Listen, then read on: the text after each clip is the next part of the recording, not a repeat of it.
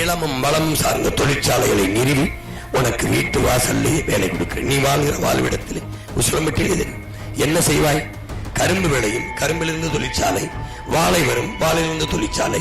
ஒண்ணுமே வராது, பொட்டல் காடு. ஆடு மாடு வளர்ப்பேன், மாட்டிலிருந்து பால், நெய், தயிர், மோர், வெண்ணெய். ஆடு வளர்ப்பேன், ஆட்டிலிருந்து பால், பாலாடை கட்டி. எருமை வளர்ப்பேன், கழுதை வளர்ப்பேன். கழுதை பால் உலகத்திலே விலை உயர்ந்த பால். 1 லிட்டர் பால் 5000 ரூபாய்.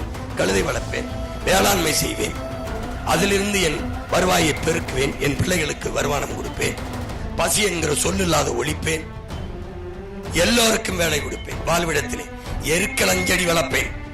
ஒன்னத்துக்கு அதை சுடுகாட்சி செடி என்று நினைத்துக் கொண்டிருக்கிறாய்.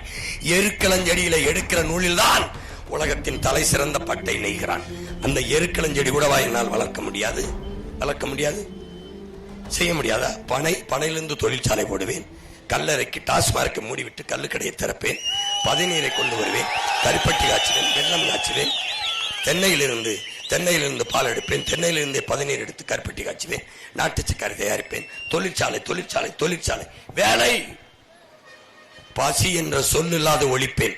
வேலை என்ற சொல்லுக்கு இனி வேலை இல்லை என்ற நிலைமை உருவாக்குவேன். நீ என்னை நம்பு. உன் மகன் பொய் பேச மாட்டேன், நான் சாதிப்பேன், இதை நடத்தி காட்டுவேன். உன்னை ஏமாற்ற வந்தவன் அல்ல நான்.